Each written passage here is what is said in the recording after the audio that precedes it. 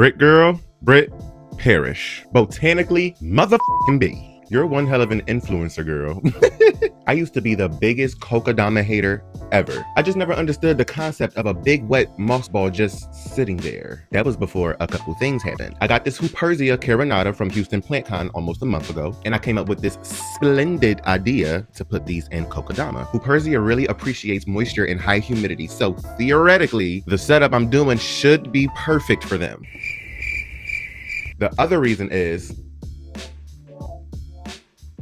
come on, y'all. I have no idea what this anthurium is or what lineage it came from, but it looks absolutely magnificent. If I could guess, it looks like it comes from a red crystal lineup, maybe a little Zara or Michelle in it somewhat. I'm not sure, but it's gorgeous. We're gonna put this in Kokedama and suspend it up in its original spot in the window. Materials needed. We need some good old sheet moss. This is the decorative live or preserved outer layer for your plant. Your favorite premium sphagnum moss. We're gonna use this as a foundational layer directly over the soil ball. It's gonna help keep the shape, store moisture, and store nutrients inside for extended periods of time. Your favorite substrate. This is the core of our Kokedama. You want to make sure our substrate is nicely aerated to ensure our plant's roots intake proper oxygen. Fishing line. Get invisible or green fishing line. Get any other color if you want it to look tacky. The fishing line is going to bind our Kokedama together and keep it uniform without it falling apart. A pair of trusty scissors. We're going to use these to shape up and clean up our Kokedama after we form it. Last but not least, a little S-hook. I love these little S-hooks because they're so easy. Obviously, we need this to hang our plant. I can literally hang it anywhere, no drilling required. All right, y'all, let's try our hand at this. Get me out of there! I'm honestly just gonna layer everything.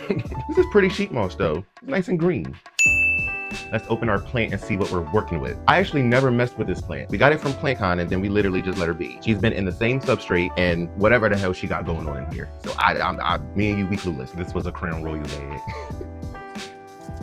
What the hell is going on? Oh, this is already a moss ball.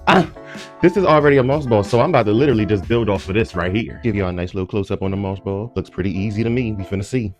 Make sure whatever moss you're using is nicely damped, by the way. I'm gonna layer a little bit of my moss right here. I don't even need a lot of this for that little moss ball. And then I'm gonna layer a little bit of my dirt right on top. Now I'm going to position the moss ball right in the middle and close up the outer layers. Listen, y'all, I'm a botanist now. You can't tell me nothing. We're gonna sit and hold it like this for a few seconds so it can keep its shape. I ain't cut no twine yet, and I don't want this to go all willy-nilly. I just cut the longest piece of fishing line ever. Let the ancestors guide you. We're gonna put the fishing line on the table and put the moss ball directly in the middle, and then just start wrapping it every which way.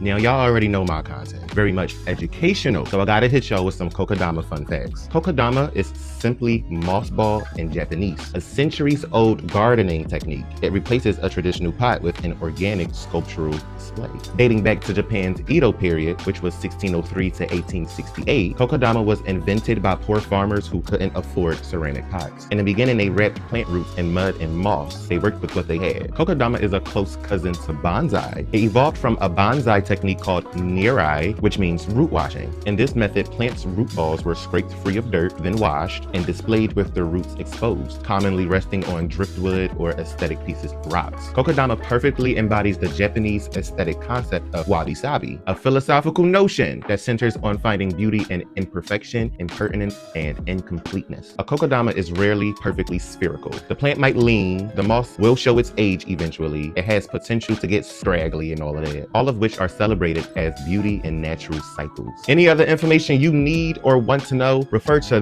this wonderful, lovely lady right here. She's the undisputed Kokedama queen right now, and she will be more than happy to answer any questions and help to the best of her abilities. Because me, I'm just winging it, shooting from the hip.